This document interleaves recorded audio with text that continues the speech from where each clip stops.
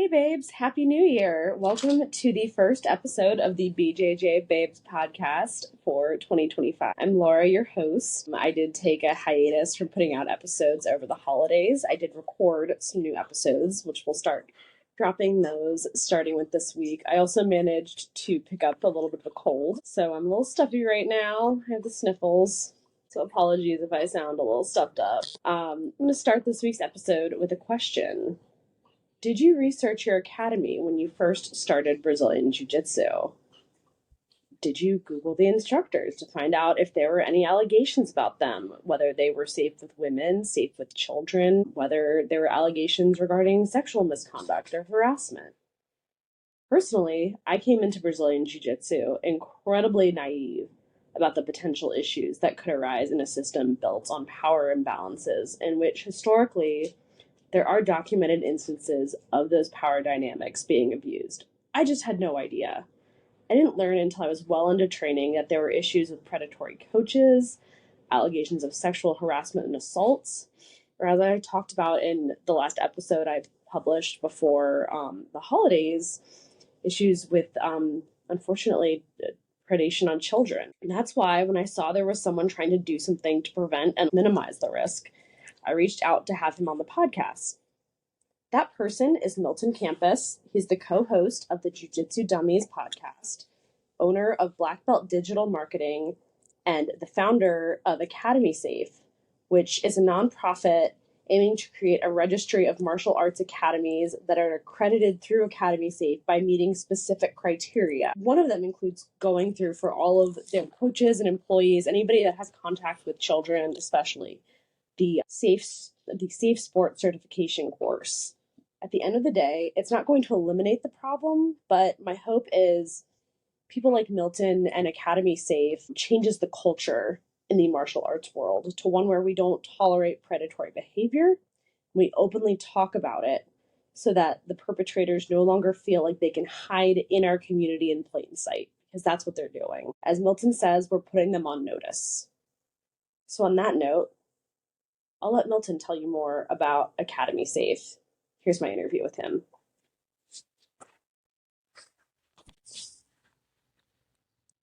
Hi, good morning. We're here with Milton from Academy Safe. How are you doing today, Milton?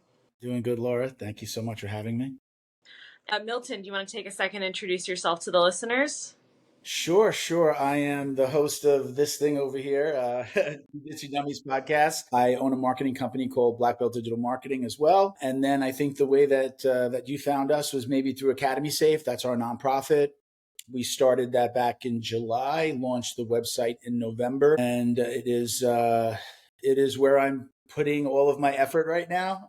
We're building a database of academies that are doing background checks, amongst other things I'm sure we'll talk about, doing background checks on ownership and staff, and creating a registry of those good gyms around the country, really throughout North America. So we're including Canada in that as well. Yeah, that's awesome. And I want to get back to Academy Safe. But first, I want to talk about you and how you got started in martial arts and, your journey. And then we'll get into Academy Safe. It's an interesting one when we start to pepper in some of the things that have happened along the way, including, right through Academy Safe. I think like everybody, I did some type of martial arts as a kid. I did Shonryu karate as a little kid, quit probably after under 6 months. I was also a gymnast, and I sprained my thumb in we would do a show every year at the end of the season. We actually had like gymnastics as a gym class for a good part of the year because the coach was our gym coach was a gymnastics coach. So he was able to get that approved. I sprained my thumb, gives me an excuse to quit karate. I was young and super scared because the sensei punched a kid in the stomach one day.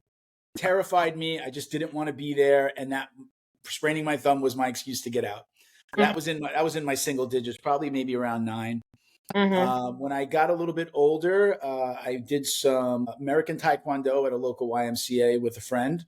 That was super fun, very strange. We used to put on hockey helmets and full body contact sparring. So that was great. And then I, again, a few months, quit, always thought I knew how to fight. Probably when I got a little bit older, I used to just always have like a punching bag, either hanging in the house or in the yard or just something. Like I had the big Everlast stand. So just really would hit that, kind of taught myself how to kickbox a little bit. I was probably awful looking back now, but then YouTube came around and I started to watch videos and see, okay, where foot placement. And I kind of just did that. I did wrestle a little bit in high school, or actually in junior high. So I was pretty shitty at that as well. And quit after a couple of years, quit when we were going into high school. I just didn't continue. So I kind of had this little base and interest in the martial arts and in fighting. My dad was a huge boxing fan. So we were watching fights. I'm 51, way before your time, where this was like ABC News, Wide World of Sports, boxing on in the afternoon on a Saturday or Sunday in the parking lot of the Vegas strip. That's how far it goes back. Yeah. So I get older, I get into my late 30s, and there was a place around here in my area called Strike Fit. So I started to do a little, I would call it CrossFit, but for boxing, or from more for a fighting discipline. So it was less about carrying picking up heavy weights, but it was really aggressive boxing, hit the bag, run around the building, all those same things that you would see in CrossFit, minus the lifting of the super heavy weight. So it was they called it Strike Fit. It was just cross between the two. Started to take some Muay Thai classes there, and then that was it. I started to watch the Jiu Jitsu class that they had off to the side. A friend of the family opened up a martial arts academy, opened up a Jiu Jitsu academy, and I was just I've been wanting to do this. Go to his academy, quit the other one. And then we were doing stand-up, Muay Thai, kickboxing, and jiu-jitsu. It's 10 and a half years later. I just got my black belt in last December, so I'm 1 year at black belt now. I can go into some of the interesting things that happened along the way, including a heart attack, if you like. Congratulations on your black belt. Thank you. And yeah, I would love to hear about, the heart attack and, some of the other interesting parts about your journey along the way. I do think it's interesting. A lot of us, dabbled in different martial arts or kind of had some kind of interest in it before getting into jiu-jitsu. I tell people, when people are like, wow, you started so late in life. Again, I had some knowledge of some things. I mean, I felt like I could hold my own, out there. But then you get into jiu-jitsu and you really understand what you don't understand. You realize that the skinny guy in the club standing at the corner is probably the most dangerous guy in the room. You just don't know that. You're looking at the big muscular guy, that guy could probably kill everybody here, and it's not the case. But I started very late. I feel like it's actually a blessing, because when I was a kid, I quit everything. Yeah. I quit sport. I was great at soccer, quit to play football, sucked at football, quit that, started working, got older, again, started and stopped so many different things. But in my 30s, I had the discipline to I need to do this. And once I found jiu-jitsu, once the second I stepped on the mat, I tell people I was in love with jiu-jitsu before I ever really actually stepped on the mat, because I had wrestled. I was a huge UFC fan. I knew terms. I knew basic movement from wrestling. I knew my takedowns. So when I got on the mat, funny enough, I did tell that to my coach. He's like, what's your experience? So I did a little wrestling and I'm a huge UFC fan. He just laughed and then tied me into a pretzel. And he's like, yeah, that's not going to help you here. But it did over time. Just kind of knowledge and watching and looking at moves and foot placement, arm placement, leg, where your head should be. That stuff actually really, really did help me. I learned that way. When somebody's teaching, I want to see where they place their head. Where's their foot? Where is that underhook? What are you grabbing? Are you grabbing on the gi? Are you on the shoulder? Where's the foot? I look at all those things. I'm I'm walking around my instructor while he's teaching just to see where's his foot. Okay, now my brain I can take it and try to make it my own. But starting late in life, I think, was a blessing for me, because I probably would have quit this. It's hard. You get hurt. I've gone through the injuries. I've blown out my knee. Again, having the heart attack, my third year into jiu-jitsu. Oh, wow. So I'll tell you that story real quick. I actually was training jiu-jitsu. Really, it's essentially I had two small heart attacks. They call it a non-STEMI heart attack. Basically, my arteries were clogged. My main artery was clogged 80%. So I'm training on a Friday night. My school at the time, my old school, was open 7 days a week, open mats on Saturday and Sunday. So I'm training on a Friday night. I go to actually there's a little acai place in the shopping center, go with some of my friends to get some acai. And I just felt like I had an upset stomach, a little bit pressure in my chest. I really didn't think anything of it, to be honest. I just thought I had to go to the bathroom. That's what it felt like an upset stomach. Yeah. I go home, tell my wife, it's like, again, showered, went to the bathroom, did my normal, process after training. And I felt like I was fine. Go to jujitsu again in the morning to morning class. That was in the evening, then Saturdays in the morning, and come home, same thing. I'm like, this just doesn't feel right. We know as jujitsu practitioners that feeling of somebody sitting on our chest and like your diaphragm not being able to really take in breath. That's what it felt like. I really felt like somebody was sitting on my chest, and I was in, like, normally after jujitsu, I go do my Saturday errands, go food shopping, do whatever I have to do. My wife does the same. We're going back and forth. And we just happened to cross paths at the house. I was about to take a shower again, didn't think much of it. I tell her, hey, I'm having the same feeling. It's kind of weird. And long story short, she made me go to the hospital. So we drove over to the hospital, which was super close. And, they hooked me up to an EKG. They never say the word heart attack. They don't want to literally give you another heart attack, basically. Yeah. They don't tell you what's going on, but they do. They did the EKG, and there's one nurse in the room, and then she leaves and comes back with another guy. Then they leave and come back with a doctor. And they tell you, like, you're having an event. There's, we can see in the EKG. I've actually wound up having it tattooed on my arm. Actual EKG from the day of my heart attack. And there's a little dip on the in the line that's supposed to be straight. There's like a little dip. And they say right here, this is showing us that there's a problem. They call an ambulance. The ambulance comes. All of a sudden, before I know, again, they're not telling you that they're trying not to scare you, but they send me over to a cardiac hospital. And when the ambulance is going very, very fast, sirens going, everything's going. So I understand now there's a problem. I'm kind of laughing and joking with the EMTs. They're the first ones to tell me that I'm having a heart attack.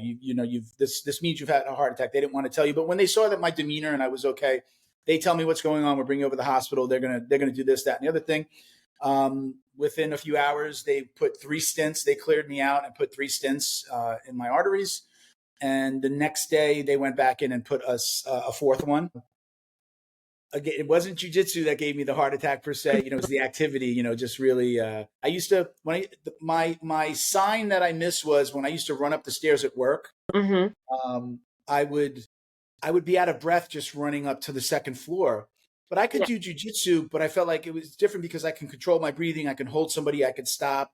I never felt it at jujitsu, but I would feel that. I'm like, why am I do jujitsu. I'm so active. Why am I out of breath? That was my sign. I missed it. And that's ultimately what it was. Is my arteries were clogged. There were different around my heart, veins or arteries, I guess is how you would say it, were clogged. And my heart was trying to fix itself. Like it was like, parts of the heart are like redirecting blood. It'll redirect and get to blood to where it needs to be. And again, wound up being what we call a non-STEMI heart attack. I guess on the scale of heart attacks, probably not the worst, but still I was 80% clogged. They cleared me out. It's been 7-8 years now. I feel great. Doesn't affect my daily life. I try to eat healthy. I train as much as I can. And that was one of my bumps along the road. And it never stopped. I was on the mat within 3 weeks. I took it a little bit easy in the beginning. I asked my doctor, could I train? I said, look, I'm a martial artist. Can I train jujitsu?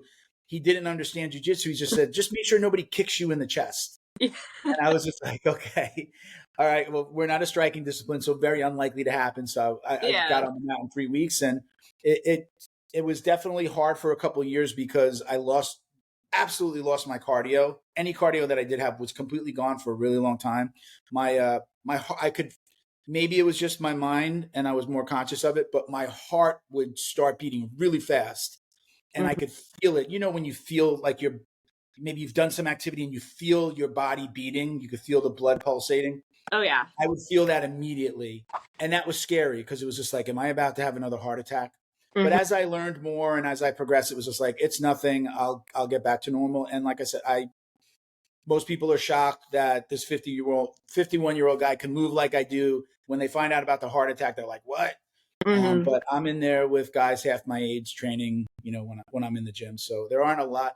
My gym actually has a lot of older guys. I just moved to a new gym. That kind of plays into the academy safe and why I left my last gym. But my new gym has a ton of black belts, a ton of older guys, a lot of law enforcement. So I am around a lot more people that understand like being a little bit older and training, but I still, I'm rolling with guys that are 18, 19 into their, early 30s. So back to normal. It never stopped my journey, but it was definitely, kind of scary along the way. Oh yeah, and it sounds like you almost had a little bit of a post-traumatic stress response when you describe like that feeling you would get as your body like exerted itself, and sometimes like that mental pause is the hardest one to get past. Absolutely, absolutely. I kind of credit, I always did. My first gym was gi and no gi, classic. Like Tuesday was no gi and kickboxing. My second gym that I was at for 8 years didn't have a stand-up program. I went there because it was super close to my house, literally a 1-minute drive. I had actually, when I was checking them out, they had a stand-up program. By the time I was there, they had killed the program. So I thought I was going to be doing stand-up as well. So I just, kept on doing jiu-jitsu. But post heart attack, one of the great things about it being a mostly gi program was that I could control in most cases, and I was a purple belt at the time, probably one of the higher belts there at the time. He was building his program. I could really control the pace by holding on to the gi, by having something to hold on onto versus no gi, which would have been a little bit more fast paced. I still did no gi once in a while, but I could feel the difference. So I really fell in love with the gi, understanding and knowing that I can control the pace a little bit more. Even if somebody was getting the better of me, I could still slow them down by having the gi to grab on. So just really fell in love with the gi. Again, I do both and I love both, but it was one of the reasons why I really fell in love with no gi, because it was just like the perfect thing for me at the time. Yeah, I think a big part of safety on the mat sometimes is communication with partners. Did you communicate with your partners like, hey, can you like dial it back? So I not really, I didn't have to. My gym, again, I was probably one of the biggest guys on the mat at any given time for a long time. Walking around anywhere at the time of the heart attack, I was anywhere from, I think they weighed me right after that. I was like just under 250. Okay. I walk around at 230 now. I did lose some of that weight and kept it off post heart attack. I probably could lose more, but I love to lift and, keeps me a little bulky. So I never I was always the bigger guy. Yeah. There were definitely some guys that came in that wound up being bigger than me, but they were like at white belt I could still control them a little bit. I didn't find it necessary to tell anybody like, hey, I had a heart attack, or listen, I need you to slow it down. Again, I would just know, okay, this is somebody who's spazzy or super aggressive, and I would just try to slow them down with the gi. Again, most of the time in the adults program, I was the higher belt, the bigger guy, the higher belt. More mature, just because I was older and I understood what I needed to do to slow them down versus trying to match their intensity. Yeah. I don't. Do you know who Brendan McCaffrin is? I'm sure I've heard of him. Yeah, he's a 10th Planet guy. He's 10th Planet black belt. Okay. He's the guy that runs PGF or started the PGF. It's one of those tournaments. Yeah, I know him. He's a commentator on combat, on the combat jiu-jitsu stuff for 10th Planet, Eddie Bravo's combat jiu-jitsu. Yeah. He does a ton. He's really blown up. I interviewed him early on in the life of the podcast. And he used to say the beauty of jiu-jitsu. I had asked him the question of, what do you do when you get a spazzy or really wild, training partner? He'd just go, I just want to submit them gently. He did it just like that. He just did it with his hand movement. And he explained, he's like, I'm going to show that guy the beauty of jiu-jitsu by letting him go crazy and then submitting him with the silliest thing that I could probably think of. It is really kind of the gist of what he was saying. He's like, I'm just going to submit him gently. I'm going to catch him with something and he's going to be like, oh shit. Right. And I think that I've done that with my jiu-jitsu. I'm not the best competitor on the mat at any given time. Right. I train a lot. I've got good jiu-jitsu. I love the game. I get tapped like everybody else, but I certainly love that, when somebody's going a little crazy, like taking on that mindset of like, okay, I see what we're going to do here. I love the lockdown. My old school was huge with like half guard, lockdown, Z guard. And somebody that's really super spazzy, I just get them in the lockdown, and then they have no clue what to do. A spazzy or white belt doesn't know how to get out of it. Even if he knows how to get out of it, if you've got a good lockdown, you could really just hold somebody position. Yeah. And if they don't calm down after that, if you give them a nice, the electric chair, basically I'm in lockdown and I've got their leg over my shoulder, so I'm splitting their legs. That usually calms people down. That'll calm down a spazzy guy because he just doesn't want to get caught in again. So that's usually my trademark calm you down move. So again, more with using the jiu-jitsu to calm somebody down. There have definitely been instances. I can recall one time we had a spazzy white belt beaten on. I was a brown belt at the time, and he was beating up my friend that was like 75 pounds smaller than him and just not as strong. And this guy that was a white belt was just going crazy. It looked like he was in a street fight. And literally, I'm in my roll next to him, and I was like, dude, stop. What are you doing? You're not stop trying to beat him up. Use the jiu-jitsu, practice. And like, I'm yelling at this guy in my role, and I'm not a coach there. I'm not a teacher, but I was just like, this is ridiculous, So I'm not scared to tell somebody, hey, you need to calm down, right? Don't break your toys. We're here for each other. You hurt me. I don't want to train. I didn't like training with that guy. I would avoid him whenever I could, not just because he was spazzy, but because he's just not mature enough yet to understand that you're learning this art. You're not, please leave your ego at the door. This isn't like a street fight, getting your hand raised at the end of class.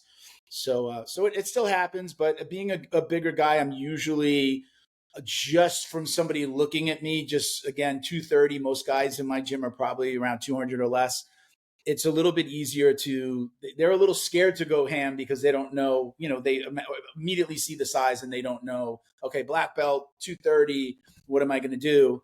And that's usually enough to make sure that somebody calms down a little bit. I think, I think that in my mind that they're thinking that, maybe they're not. Yeah.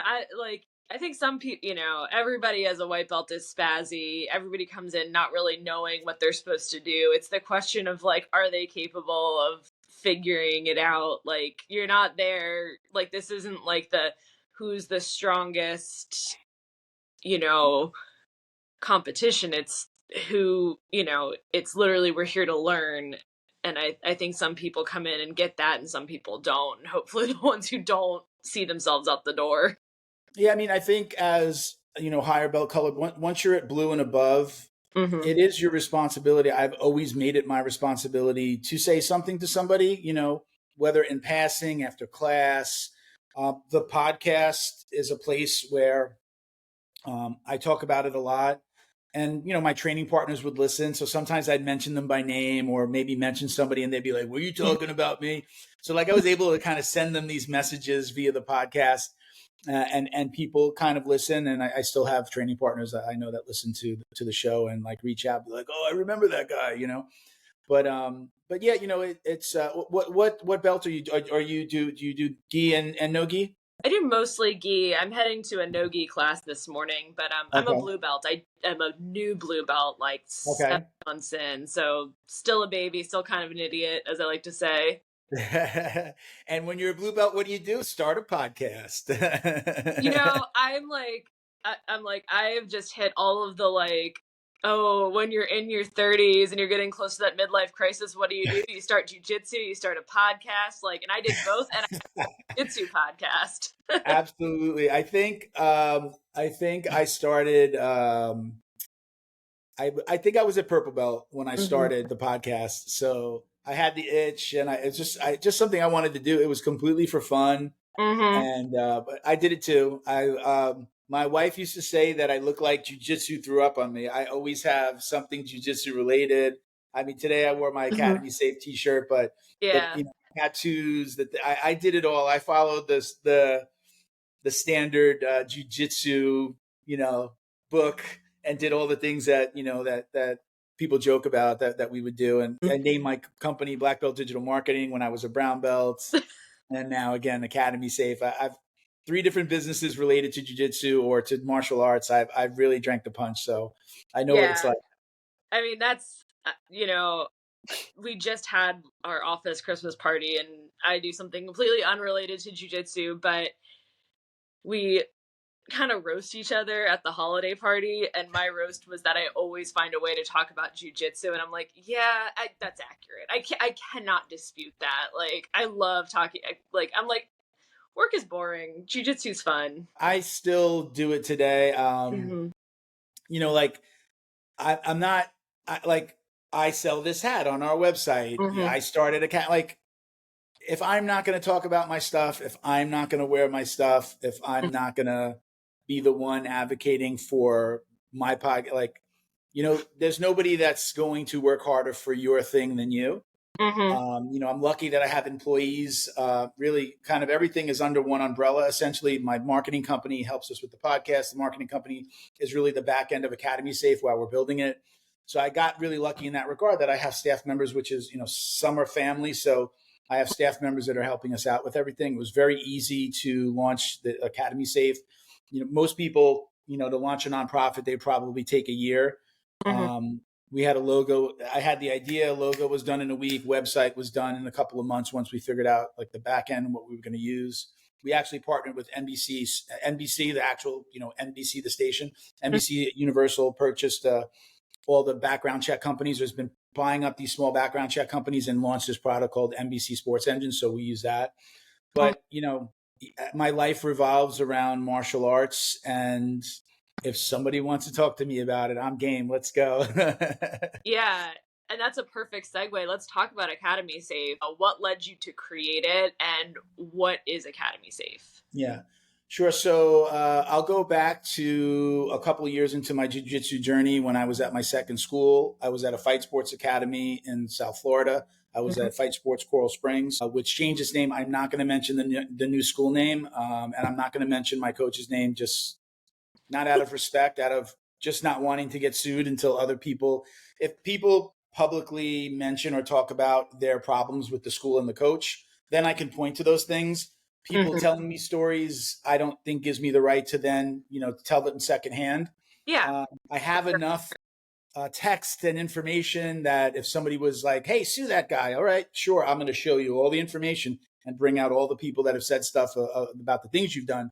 But I just want to say that, yeah, I'm not going to mention his name, but I was at a Fight Sports Coral Springs. I'm not sure if you know what happened with the Fight Sports system. There were two different coaches at two different academies that raped 16-year-old girls. That was, you know, considered statutory rape. They were their coaches. They went away, or they had relationships with them. I believe they were both found guilty. One wound up working at a Fight Sports location in South Florida. Once again, I like the coach there. I think he made a mistake, so I don't want to mention his name either, but people can look this stuff up.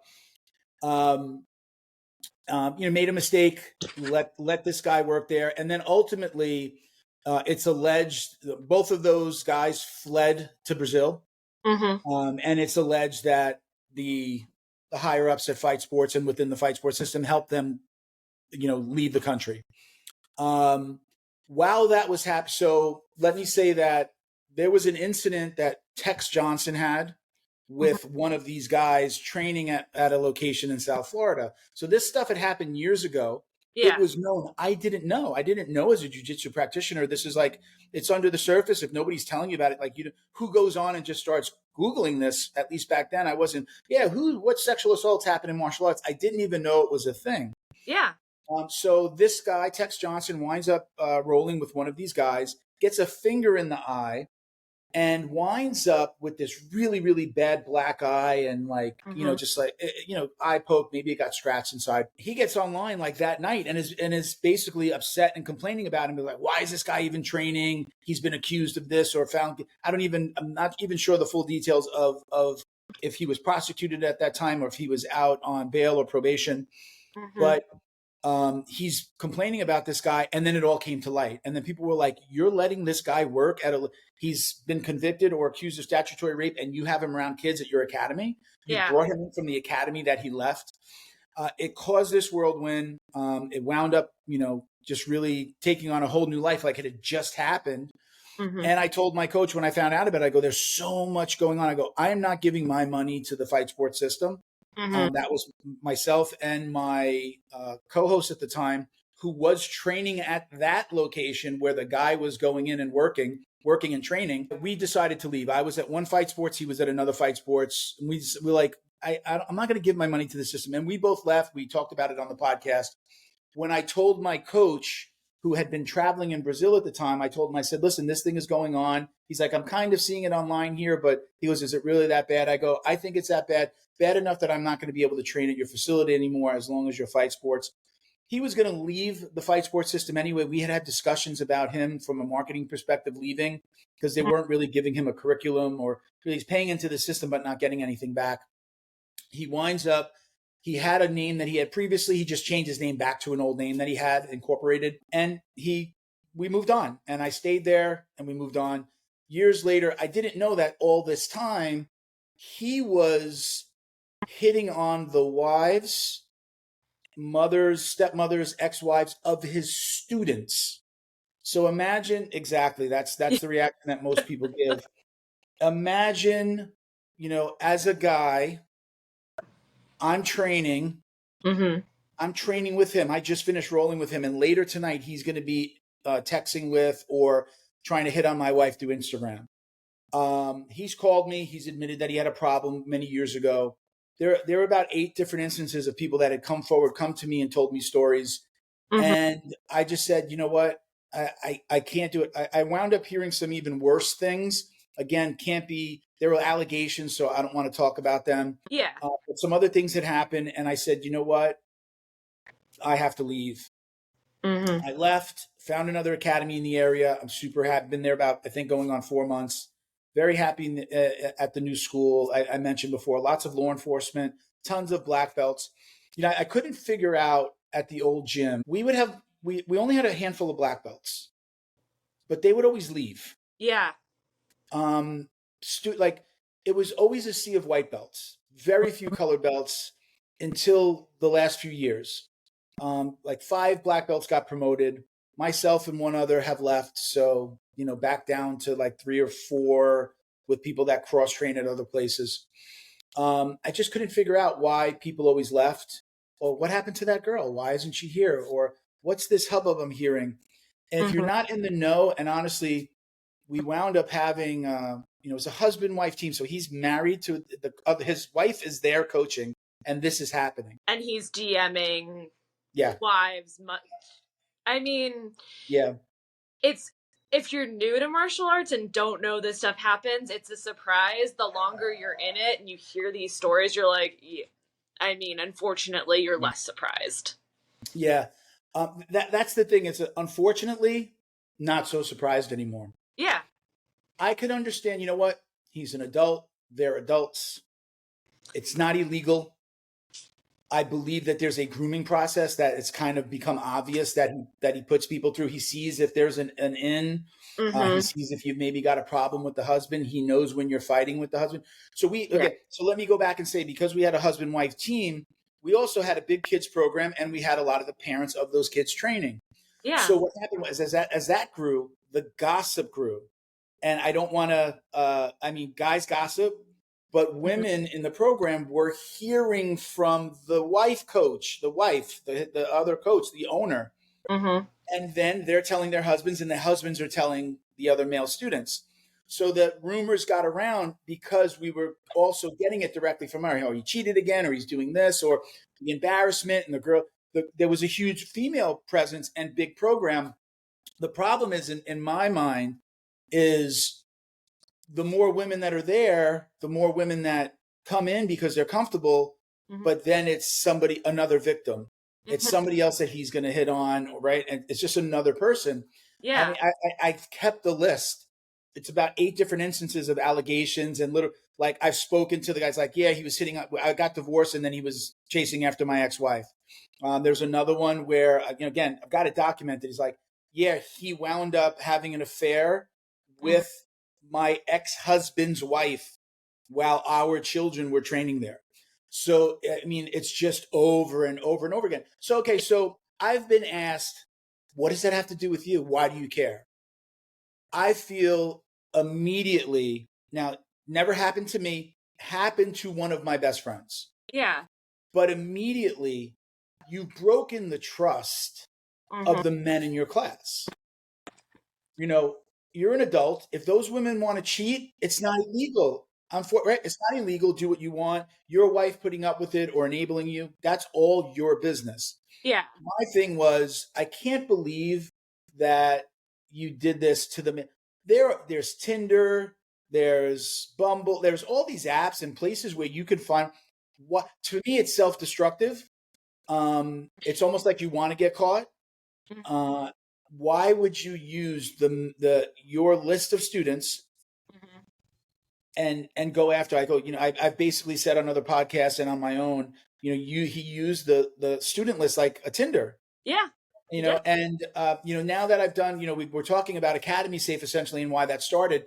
Part of Academy Safe, besides getting a background check, the second thing that we have people do, or pretty much immediately, they can start the U.S. Center for Safe Sport certification course.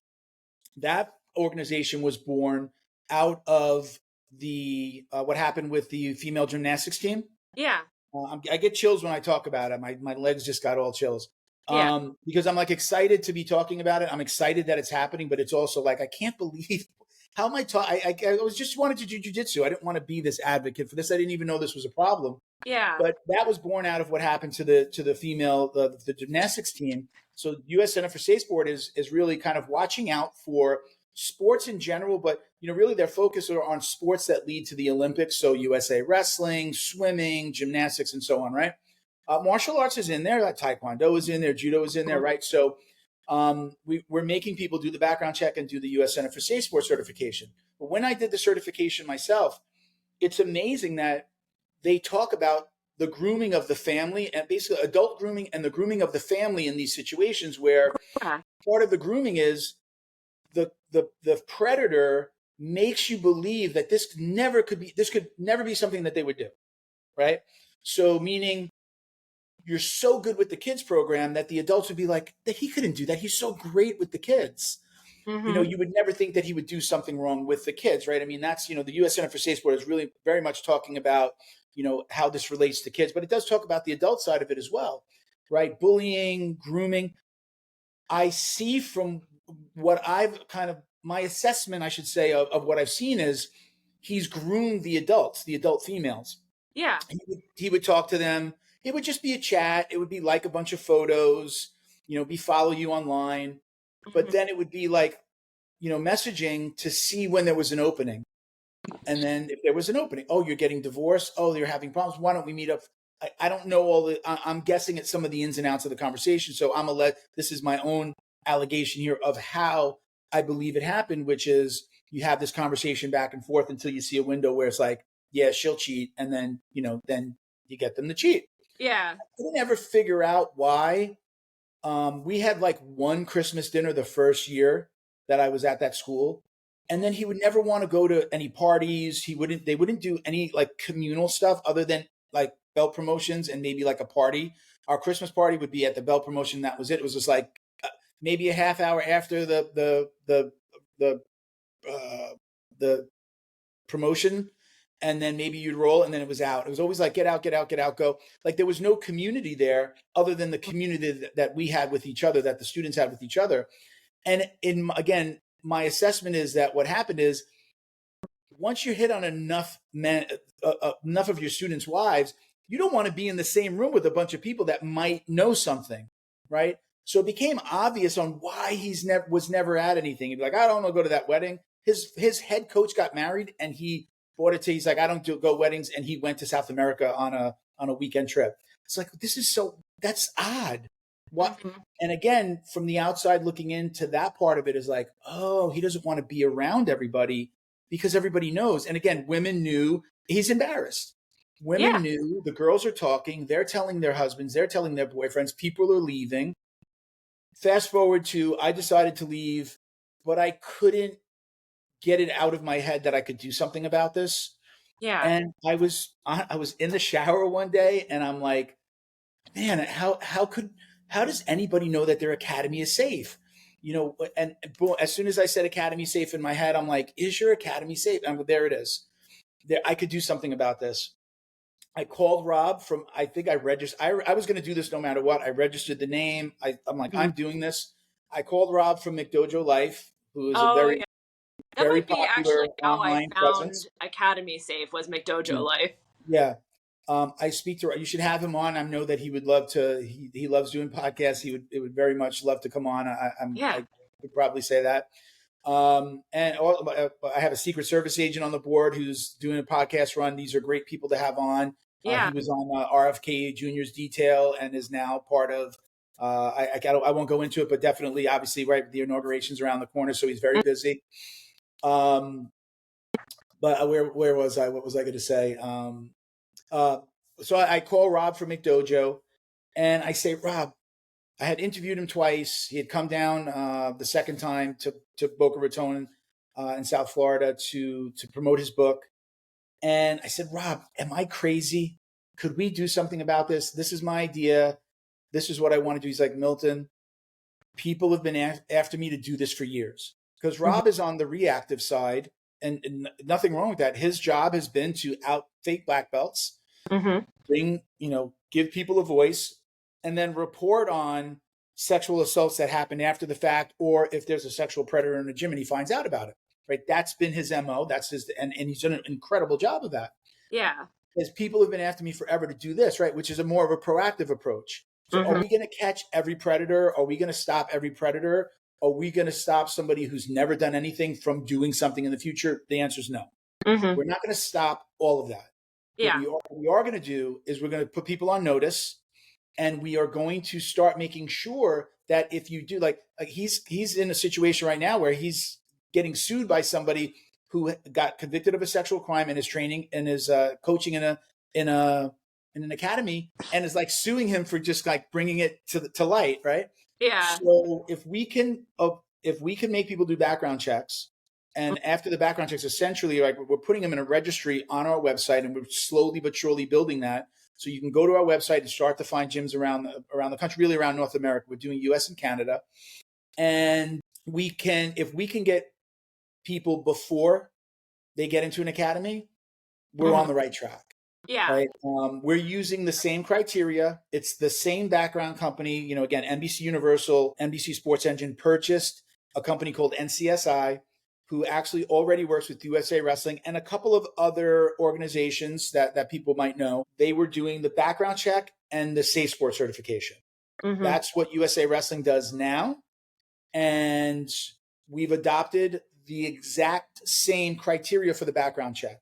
So it's basically any felonies, you're gonna fail the background check, and immediately any type of conviction of sexual assault or domestic violence. So those things are all you're gonna pop. It's gonna fail. So that's a start. And then getting people trained on U.S. Center for Safe Sport, on getting that certification, and if I'm a coach and I'm in an academy where I see something might be going wrong, either a coach is bullying a student or a coach is just getting too close to a student, like what's going on there? Yeah. Recognizing that and being able to have a conversation before something happens. And the U.S. Center for Safe Sport certification helps you recognize things that you're like, I never thought of that. Or that's so obvious. Why aren't people thinking about this? But guess what? An 18-year-old kid coming, off of his blue belts, into purple and coaching at a school doesn't know these things. If we make him aware, like you're not supposed to be doing these things, and we're going to background check. If somebody was capable of doing something stupid, or just maybe got themselves caught in a bad situation, that they're going to think twice and say, I'm in the bad situation here. Let me get myself out of this. A young girl is maybe we've been texting and this is inappropriate. We've got to stop it. And this is a way to do that. So we have 8 different criteria in total. If I'll go through them quickly. So it's the background check, U.S. Center for Safe Sports certification, a concussion course, which again, we're doing all of martial arts, not just jiu-jitsu. So there's a concussion course that Sports Engine offers. So those are the top 3. We need you to start your background check, and you need to do those 2 certifications. After that, it's CPR, first aid, and AD, a defibrillator training. You get a certification, which you can get from the American Red Cross, and there are other organizations. For now, the academy, we want to make sure that they have a defibrillator on premises, right? Again, I had a heart attack. That's important. Somebody could have a heart attack in your gym, right? It's part of keeping them safe. Yeah. So the defibrillator. Then we're making sure They have business insurance. Believe it or not, academies are notorious for getting into a lease with their insurance and then letting it lapse. Yeah. And then a belt and lineage check, right? Mhm. So we're making sure that you have all these things. We're using beltchecker.com for the jiu-jitsu world, and we've got to go a little bit further outside of the world to make sure that like either we message a coach, show us a picture or a video, getting a belt from somebody that we would know or that we can get in touch with. I think I left one out. I think that is 6. I'm going to look at my list real quick. I'm opening up my website. I might have missed one in the mix there. So, and security cameras. We're asking that you have security cameras in your facility. We want all of those things for you to get our accreditation. You're getting accredited with Academy Safe. We accredited our first academy about a week and a half ago. Lionheart Jiu Jitsu out in Brighton, Colorado is our very first, which we're so happy to have them. We went through himself and 7 coaches. So it's getting 7 people to do these courses and then provide, information, get signed up in the right places, do the right thing. It's a little bit of a job, but we got it done. We worked together with him. He was great on his end. And we're replicating that with other academies around the country. So it's doing those 8 things. Or if you really look at that list, in some areas, you're supposed to be doing those things anyway. Yeah. You're supposed to have an AED on premises in a lot of locations, depending on your city or your county, your parish, depending on where you are, right? You're supposed to have an AED. You're supposed to have first aid certification, CPR, all that stuff. You're supposed to have your business insurance. We're not asking you to do anything that you're probably not supposed to already do or that will not truly make. If you're going to be around kids and women, guys are at risk too, but children and women are the most likely to get assaulted. If you're going to be around children and women, we need to make sure that we're comfortable with who you are and where you got your belt. Again, that's a big thing that McDojo's been doing forever, but make sure we know where you got your belt from, that you're actually been doing this as long as you have, because there's nobody other than the IBJJF and some of the bigger organizations they're like, you pay them to certify your belt, but what does that mean? Yeah. I tell people a black belt doesn't make you a good person. Being a good person makes you a good person, right? So we want to hold people accountable. So we want Academy Safe to be a place where, number one, people know that they can come and get these things done for their academy. And there are plenty of coaches that are like, I want to get this done. I want that sticker on the window. I want to post on social media that we're doing this because I think it's important. A lot of times, one of our first, I had a falling out with my coach. I opened up this new facility as a blue belt. He just got his purple belt, hired a bunch of black belts to coach. I'm hearing it more and more because I speak to everybody that signs up, and I'm hearing about the problems, and I hear even more, this guy did something inappropriate or we didn't get along. There's all these problems. We want to make Academy Safe a place where not only an academy can get registered and be held to account, but also phase 2 is being a portal, a place where people come to find their academy. So we've got to build the database first, but then we want people to come and search for their academy, and we have an area where they can find an academy. So we're slowly but surely building that database, and that's ultimately what we want to do. We truly want to make sure that your academy is safe. We want to make sure that if somebody has done something wrong already, that they shouldn't be around you. And if they are and they fail, we're going to list them as failed on our site. There are other registries. This is public information. We can post it publicly because this is public information already. And we want people to be able to see, and I want to get a phone call from a coach saying, I didn't know there was a problem with that coach. We've let him go. We can prove that we let him go. You can check on us, and we really want this accreditation. I want that to be the thing. If I guess we're kind of appointing ourselves as kind of the police of martial arts because nobody else is doing it. I would be very, very happy if other organizations adopted this and we didn't have to do this. That every single discipline had an organization that was doing it individually, but they don't exist. There are a couple that are doing safe sport and the background checks, but they stop short at doing these other things. And they're only doing it for the coach, for the academy owner. So the academy owner has it, but staff doesn't. We're doing all of your anybody over 18, your coaches, the guy or girl at the front desk that doesn't train, that's just your admin, if they're in that facility around your kids, that we want to get them certified. So we're taking this further than anyone else is. IBJJF makes you, if you want to register your academy in IBJJF Academy, you have to do the safe sport and the background check, but just you. So I've had that question. Well, I do this with IBJJF. Well, number one, your safe sport will carry over, so you don't have to do it again. We have to do the background check to keep us compliant, but we want all of your coaches, all of your staff members to do it as well. They're not getting that anywhere else, and that's ultimately how we're going to start to root out basically the bad players in our world. Yeah, and I think, at the end of the day, it's a culture change, and the only way to change that is to have these conversations, to have the conversation that you and I are having, to have the conversations you're having on your podcast. As a woman training in martial arts, there's a power dynamic with coaches, and I have 3 male coaches. I have 3 male coaches who are wonderful, who would never abuse that power dynamic. And there's like a vulnerability in training that, like, if they were abusing that, that's horrible. Can I ask you a question? Yeah. And I'm asking a general question that I'm asking any opportunity that I get to talk to anybody, especially female competitors.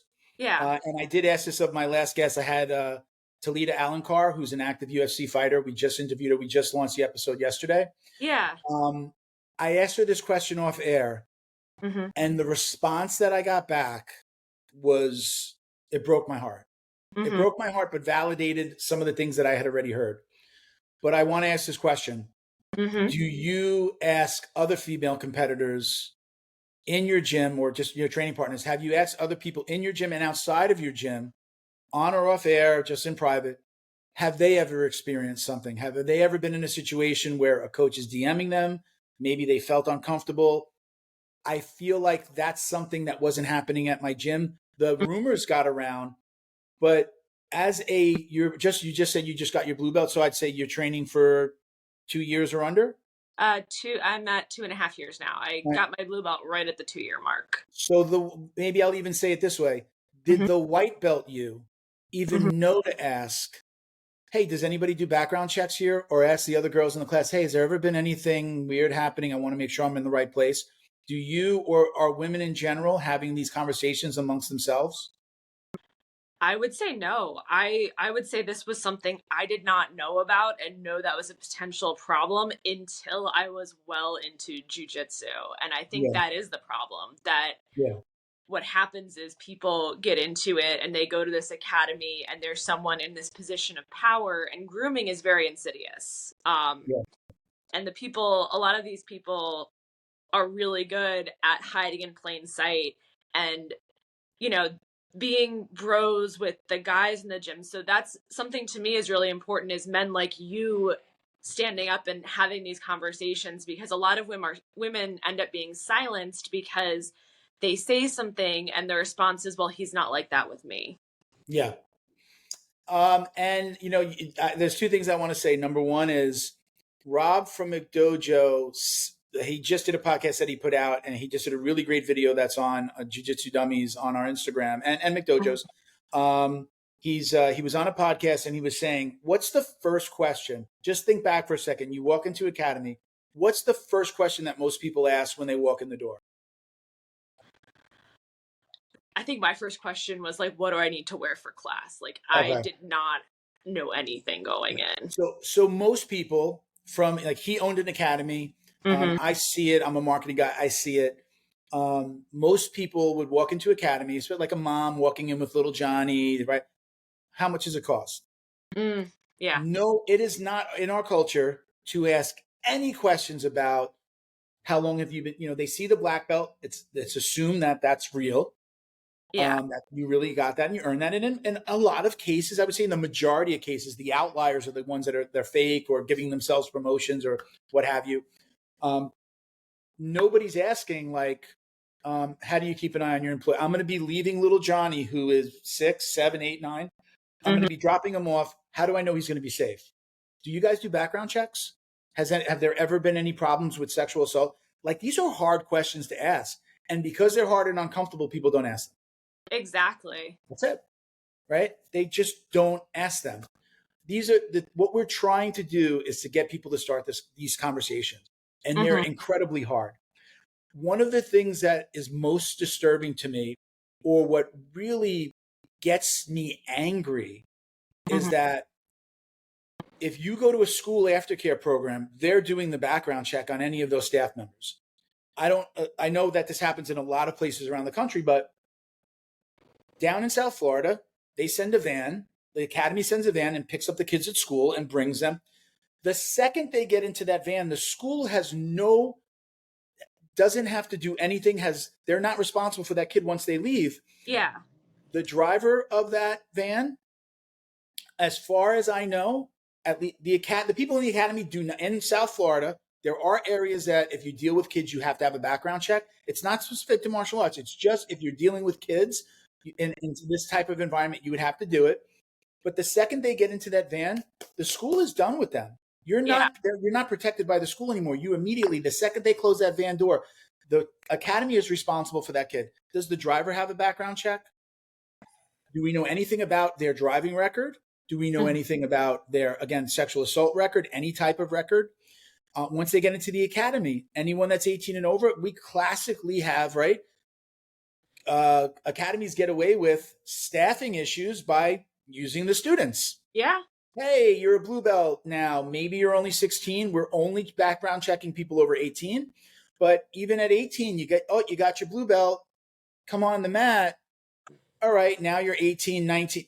You've never been back. You're not getting paid. So you're not being background checked, right? Or if you did have a process where you were being background checked, or it was the law in your area, they're not a paid employee. They're just a student helping out, right? So immediately you have these people that are around. Now, I'm not, maybe I am trying, I want to scare people into asking these questions. If they're not going to just ask them, yeah, you should realize, like, right? Yeah, that guy, he's 20 now. He's been there for a while. He's not a paid employee. So what do we know about him?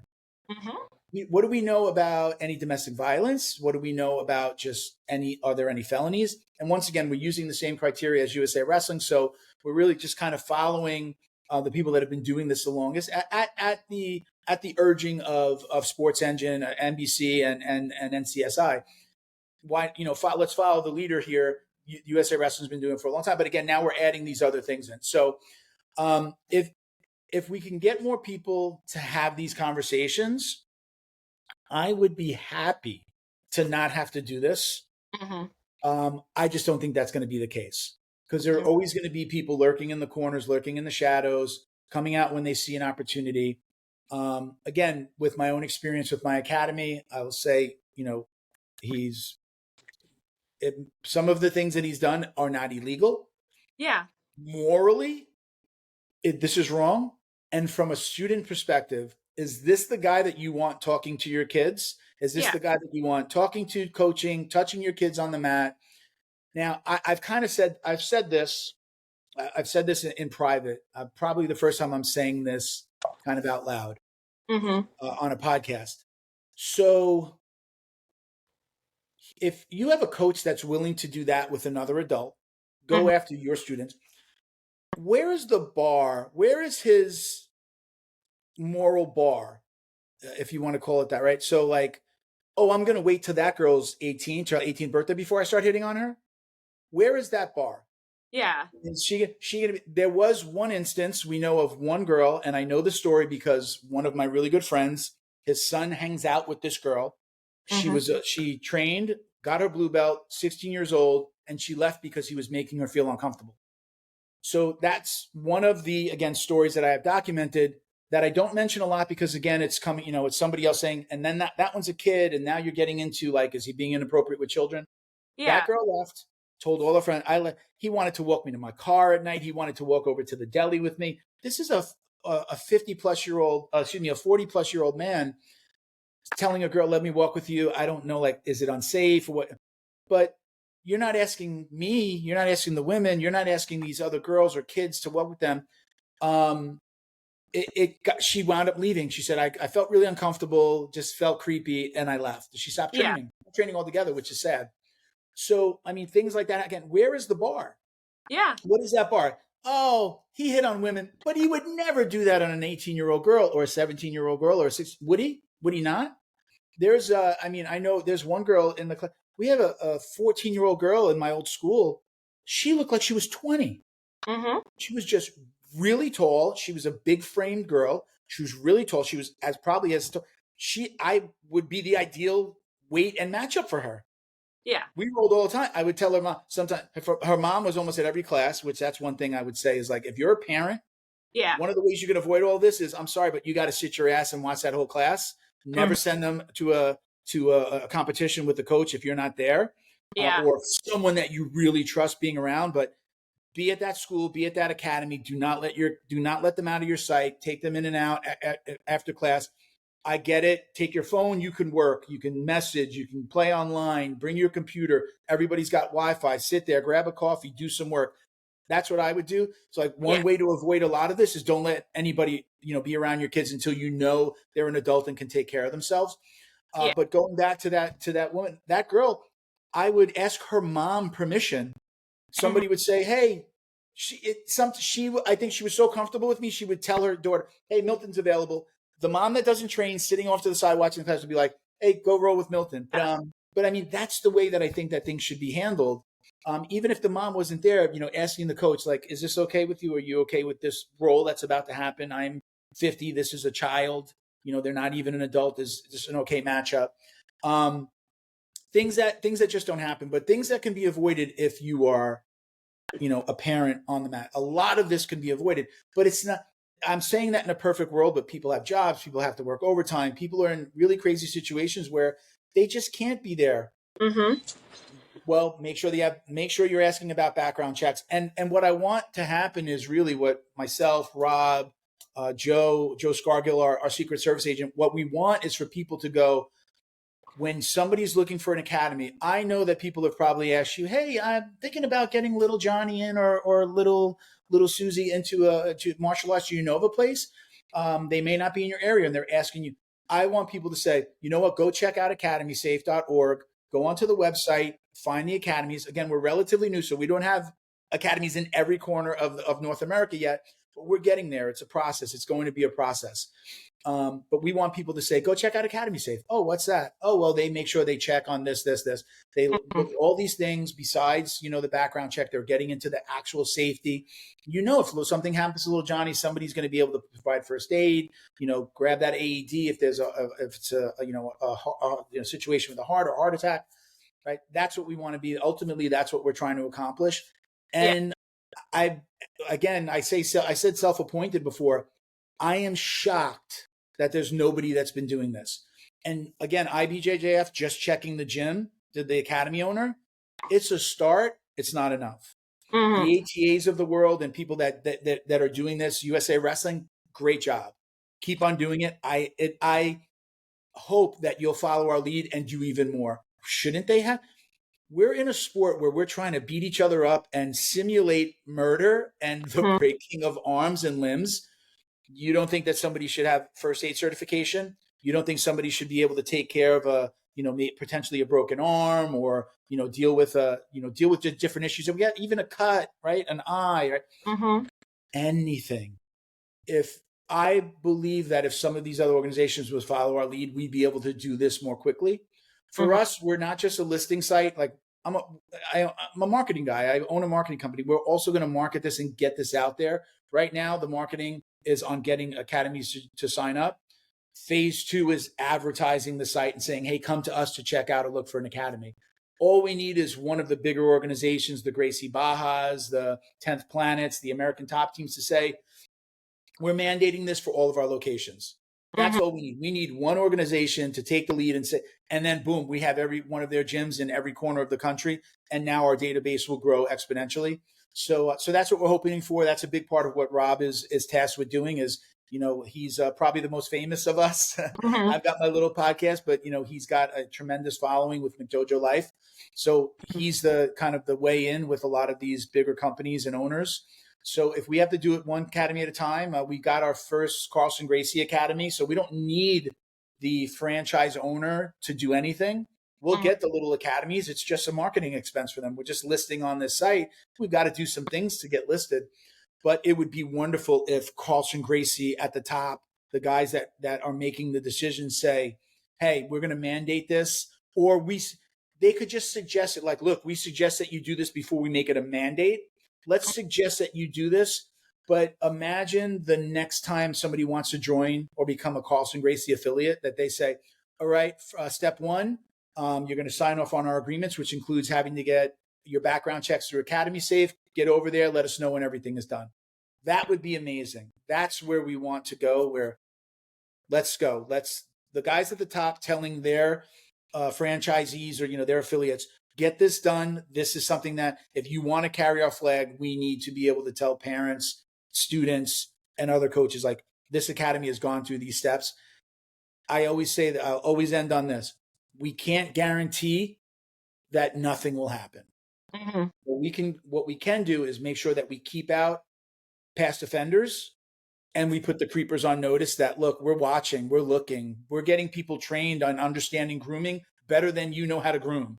We're making them do the Center for Safe Sport. And then again, things like security cameras, we're mandating that the academy has security cameras. So we're keeping an eye on you. Something happens in the gym, we're going to know it, right? Not that we see the feed, but you get it, right? So the academy can look back and say, hey, did something happen?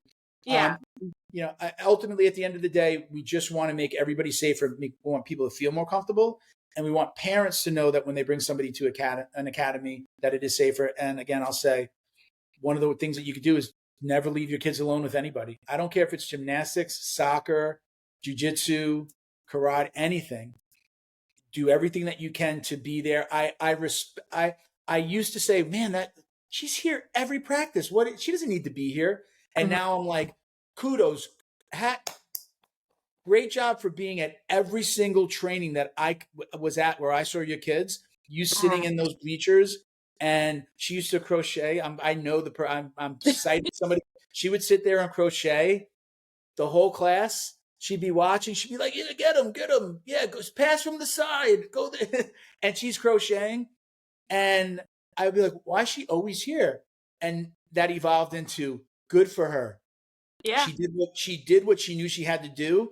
And just by the way, that that woman is somebody who has messaged me about one of the problems that she knew that the coach had.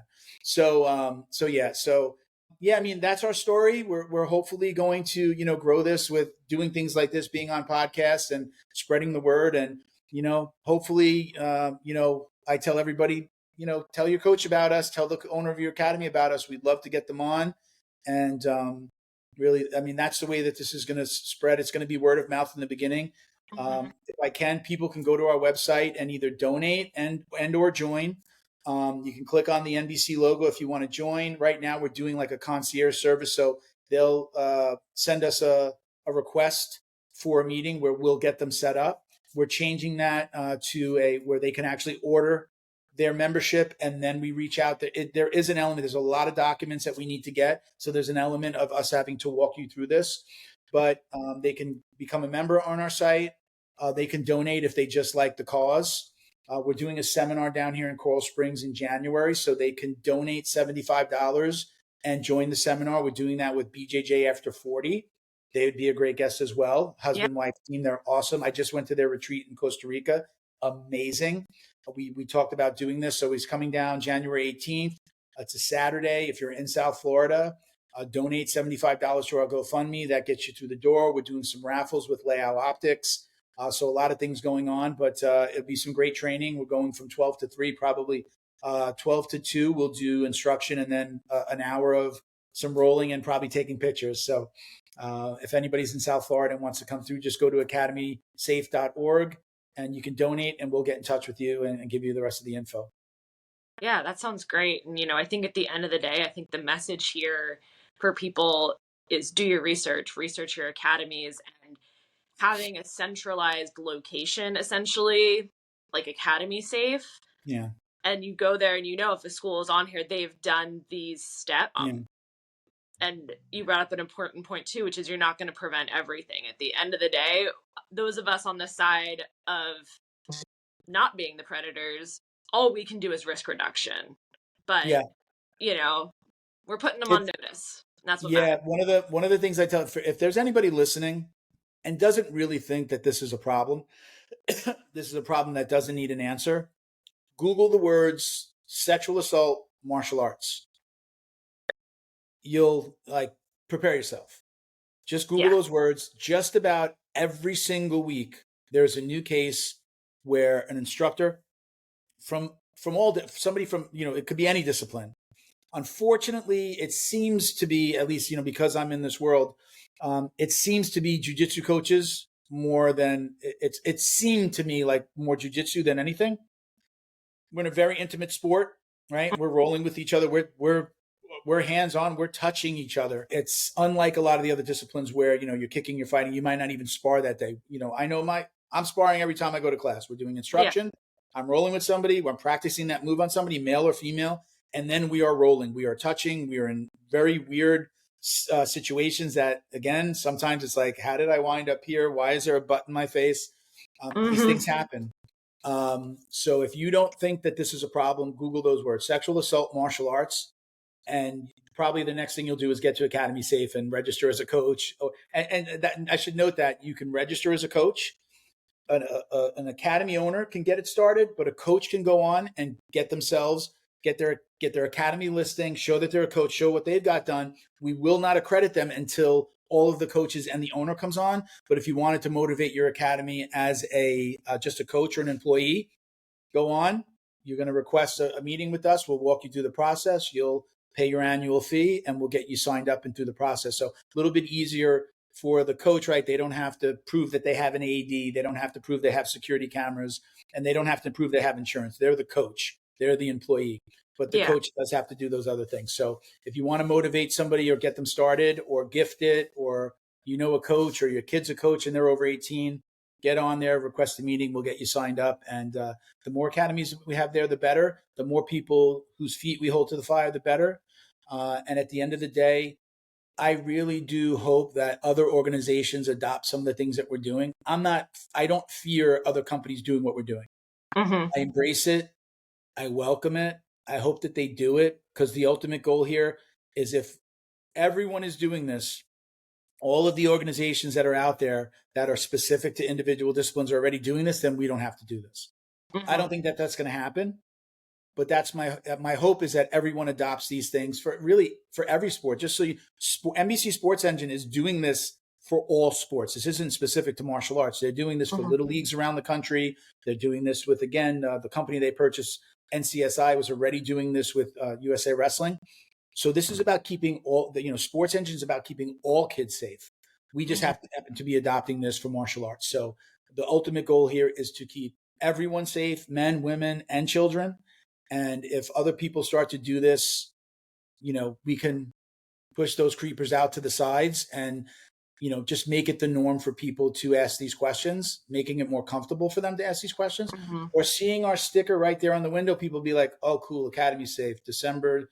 Our first sticker went out. It was December 2024 through December 2025. He's got to stay compliant this year, and he'll get another sticker next year, right? So people seeing that on the window, if they're uncomfortable about asking, eventually they're going to see our sticker and go, cool, they do background checks. Let's go in here. That's my hope. And then I think, also just putting it on notice, making it visible, so that if you are that woman who the coach is DMing, you feel safe being like, that is not appropriate. Even if it's not illegal, it's not appropriate. And feeling safe calling out the behavior, and feeling safe knowing that, people will listen to you and not sweep it under the rug.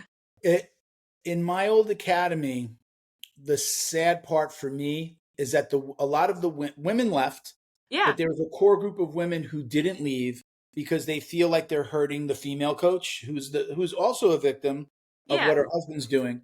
The girls stay. What I've tried to say to those girls is, I understand you're coming together as a community, but for every woman that's on that mat, when another woman walks through the door and she comes to train at that academy because she feels like it's probably a comfortable space because she sees a bunch of other women, are you not bringing more lambs to the slaughter here? Are you not giving somebody who is proven to be not a good person more women to potentially hit on? By you staying at that academy, you're helping you're feeding a machine that is recognized as having a problem. And I get that part. There's a friendship. There's that camaraderie. It was not easy for me to leave my academy. I lost all of my jiu-jitsu friends. I'm starting over. Luckily, I knew a couple of people at this academy, and my relationships there have been growing. But my core of friends is gone. There, a lot of people stayed. Some people kind of drifted. I have a black belt that came to my academy as well. Again, when the black belts are leaving, that's a sign. Like when there's a storm coming and you see like the birds are flying in one direction, like look at all the birds because there's a storm coming. When you see black belts leaving in mass, and so many of the black belts have left my academy, they just don't train there. That should be a red flag for you. When you walk into an academy that's been around, a system that's been around 10 plus years, and there's only a handful of color belts at all, that should be telling something's going on.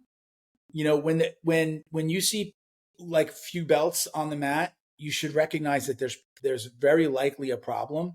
It's very, very telling. I didn't recognize it when it was happening because I had the podcast. I say that I was able to kick up a lot of dust, and there was also a fear that I was going to say his name and the academy name on air, and I haven't because I believe until I have something to point at, until the girls go public and say something, and I have something to point at, like we're a news organization. I can't just say because I heard a rumor or even if I heard it from the horse's mouth, you have to go public with it or come on the show and go public with it, and then I can talk about it. But I was able to kick enough dust up with I can talk about it. I can say my experience. And if any student from the school, when I left, asked me why I left, I told them. I didn't say, oh, like a lot of people left and didn't say why. Oh, I'm just going to move on. And girls left and didn't say anything. And guys left and didn't say anything. And if they would have said something, we would have caught this earlier. But I'm too old to give a shit what he could potentially do. Like, what are you going to do to me? I don't own an academy. I have these other brands that are heavily entrenched in the world already. The podcast is going on 6 years. People know who I am, and know who I am at my core in what I say. You can't hurt me. When you're a blue belt, you feel like I've got to start my journey. Imagine leaving and like you're almost going to get your purple belt. I get that. I was hearing about things, and I was still a brown belt, and I had conversations with other brown belts. I'm like, is this stuff true? Is it rumors? What's going on? I saw that girl come back and train, but she said something. Her son is still here. I asked all those questions. And after I got my black belt, I heard the worst of the allegations. And I was like, I can't, that's it. I have to go. It's just too much. But if anybody asks me why or what privately, I'll tell them the name of the academy and who it is. And again, these are allegations, but I've got emails, I've got texts, I've got conversations documented. I can defend myself if I needed to, but the fact that I had a voice and a soapbox essentially to stand on was to my benefit. He was very, very scared, called me, admitted to things that he had done, apologized to me. But that's fine, but you've lost my respect. And I don't think that anybody should let you around their kids, their wives, or should take any training from you, knowing that you could potentially pick up your phone at any time and screw up their relationship or their marriage because you have a problem. So I wasn't scared of that. He didn't scare me, but he did scare a lot of people though. If I leave, am I going to get my belt? Does it have to restart? And we know it is, we do think about that as much as we might not want to admit it. We do. I thought about that. Yeah. Shit, I'm gonna get my black belt in a couple of months. I go someplace else. Am I going to start over? Is this stuff really true? Like you start to try to validate it. I had those conversations. I had long conversations about that with people, and we all did the same thing. Like, is this true? But the husband came to train the other day, but he's also saying that something. I went through all of that. Once I heard some of the things that were really disturbing, and the 16-year-old girl that left because she felt creepy. Those were the ones that were like, I'm out. I'm gone. So again, I'm sorry to go long, but I'm passionate about this, and I just want people to really understand that there is a reason that we're doing this, and there is a reason for everybody who's listening to start asking these questions, especially if you're a woman, especially if you have kids training. You know, I think these are all questions and things that you should be asking or urging your academy to do. Are you guys academy safe? You guys need to check this out. I think if at very least you believe in what we're doing, get signed up. It's going to help us spread the word. Yeah, no, and I just want to say too, it's really important for people with a platform to say these things. So, as a woman who, I have a very niche following with my podcast, but as a woman who trains jujitsu and as a woman who wants to be an advocate for other women in jujitsu, we need people like you. So thank you. No, well, you're welcome. I don't, it's weird to hear somebody say that to thank me, but, don't thank me yet. We're going to build this up. And, I'm trying to figure out how to start like an ambassador program that I really want it to be run by women. I have somebody that I've spoken to that's a higher level who has experienced this, including sexual assault within our world. So I want to start an ambassador program, but we've got to figure out what that means.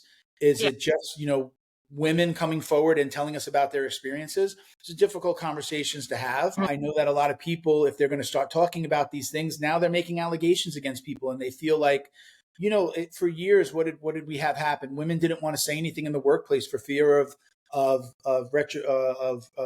things that would have retribution, right? Is that the word? Yeah. Right. Like what's going to happen? Am I going to lose my job? Am I going to get that promotion? Can I say anything? There's this fear within the martial arts of the same thing. Am I going to get my belt? Am I going to be that girl? Is everybody going to be worried that I'm the big mouth? I'm the one that's spread. Guess what? I'm that guy right now. I'm that guy telling my story. And you know what I'm saying? Excuse my language, but I don't give a fuck. There's nothing you could do. I will find an academy that will welcome me with open arms. And I did, who's there going like this. About time somebody's doing something about this. And I'm local to that academy. And the funny thing is that almost every black belt there has a story about my old coach, either getting screwed by him financially, him doing things with women, knowing about these stories. And I'm like, why is nobody speaking up? Because nobody wants to feel like they're the big mouth. No one wants to be that. Happen. I have two girls. They're adults. I have a 31-year-old daughter and I have a stepdaughter who's is going to be 21 in February. They don't do jujitsu. They don't do martial arts, but I couldn't imagine something like this happening to them.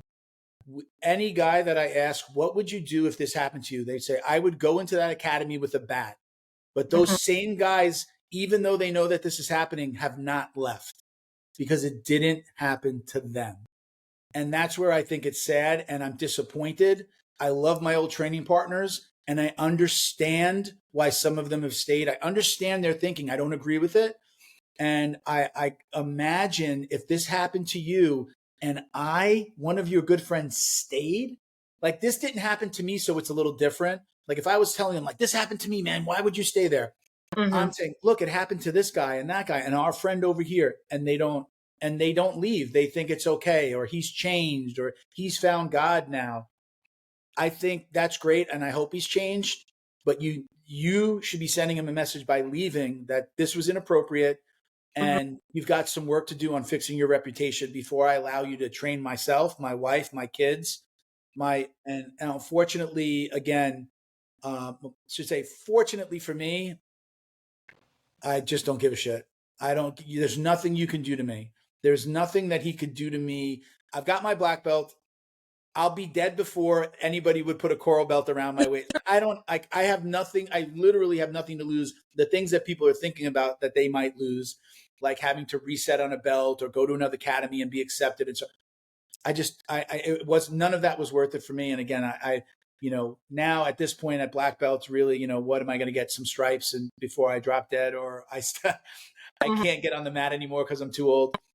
I get that younger people just have that fear of, oh wow, I got to restart. Am I going to be that guy, that girl that's spreading rumors or starting trouble? Will another academy accept me? Will they let me into their little world? I get it all. At the end of the day, I say it's worth the risk to not let this happen to more women and children and girls. I've had the thought of, as a brand new blue belt, starting a podcast and making a point of on my podcast talking about predators, abusers, talking about mental health, like, you know, if I move and need to move academies, like, will that hurt me? And I'm like, you know what? It's just going to screen out the people that I don't want to train with anyway. Like, if an Yeah. academy has a problem with me training there because I say it's bad to use your students as a dating pool and abuse power dynamics, then I don't want to train there. Do you know who Erin Hurley is? I've had her on the podcast. Okay. She's someone that I've spoken to, and she's someone that, I would hope to talk to about as we develop or have her help us develop an ambassador program. But she's very, very open with what she's gone through. We had her on in our double digits of podcasts, probably in like the 20s or 30s. We had her on. She's a great guest and super open. She's reached out to us about Academy Safe. I need to get back to her. I've been focusing on launching the website and now, building the database. But she's somebody that I have on my contacts list of people that I want to speak to more about this, who reached out to us to say, I want to help. So she's a great guest. But if you don't know who she is, if people listening don't know who she is, go back and watch that episode that you did with her. I don't know how deep you got into that side of things, but she's look at her stuff. She's very, very open on her experiences, and she's just a great personality, great person, super entertaining. Having her on the podcast actually really helped me with the way I think about power dynamics and how you look at your professors, because, she brought a point. She's like, how do you describe yourself in jiu-jitsu? And I said, I'm a blue belt. And she's like, you're defining yourself by your belt. Now think about how that power dynamic can be abused. And so I stopped saying that. I started saying, I have my blue belts. Yeah. That's good. I like that. Yeah. That's awesome. I know. And I mean, I think she just got her master's, if I'm not mistaken. She did. Yeah. And is it sports psychology or in this world, in this realm of what we're talking about is where she's focusing, I believe. Yeah. So she's doing mental health performance coaching now. And I had her on because I found her through Submit the Stigma. Sure. But yeah, I mean, she's a great advocate for sure. And she's definitely someone in this space that I think can do a lot of good. Yeah. Yeah. Again, she's on. I have her. If she hears this, Erin, I have not forgot about you. I had to focus on getting the website launched, but I'm also trying to figure out what else do we do? What else do we need to build this? My focus, we have one small kind of user interface edit that we're in the process of making. So that should be done in the next week. Once that's done, getting people onboarded, it will be a little bit easier and faster. And then my focus is, while that is happening and we're getting people signed up, which we are already, it's nothing, we can still get people signed up now. But my focus is going to be on getting people that I've spoken to who want to help, really just shouting us out on social media, whether it's smaller interviews or having them come on the podcast and talking, really getting them out there as ambassadors, getting them a shirt, getting them the hat, talk about us. Can you, say these things on your social media, or get some video clips of famous people talking about us or interviewing those people. So that's our next step, kind of, again, a phase 1 and 2 is getting the website built, getting the database built. And then now we have to market it and let people know, look, we're here. There are academies here. Check these guys out. So that's all in the works. Oh, I'm new podcast, small following, but I'm definitely, someone that would be interested in, helping in any way I can, because I truly do believe in your mission. I have a very specific, something very specific that I'm going to ask people to do, which I'll talk to you, in the near future, maybe about something that we're going to ask people to do that will help us, again, get the word out. But we could talk about that another time. I'm just fine tuning the idea. I'm going to do it first and then show everybody what I did and how we do it. And then ask for people to kind of deliver us the same thing. And that's one way that we'll continue to get the word out. So awesome. I appreciate. Yeah, definitely love to talk more about that off air in the near future. We've just got to get through the holidays and get through this last update on our website, and then we're ready. We're ready to make a real hard advertising push. Right now, everybody that signed up was on our waiting list. We've been working with people on a waiting list from when we were just starting. So we had a robust waiting list. So we've been slowly but surely getting everyone signed up, which has been great. They had interest and now they're signing up, which is awesome. Yeah. So now we'll make the big advertising push. Nick, We're setting up a webinar with Academy Safe and via the Secret Service with the Center for Missing and Exploited Children. They do this with companies. It's something they do. So this really, will be us, the Secret Service agency, and them.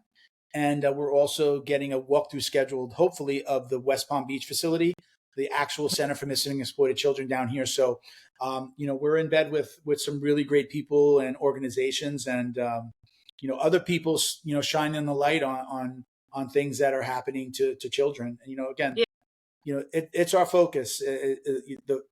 At the end of the day, the children are the ones that are most affected by this. Yes, women as well.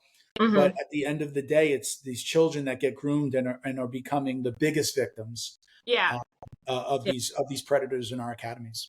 Unfortunately, yeah. So I do have to run. I do have my class to get to, but just wanted to close out. Where can people find Academy Safe, find your other companies, find you if they want to engage? Sure. So if you need help with your marketing, you can find us. I'm going to give all my Instagrams out. It's the best way to find us. So at Black Belt Digital Marketing is a marketing company that I own.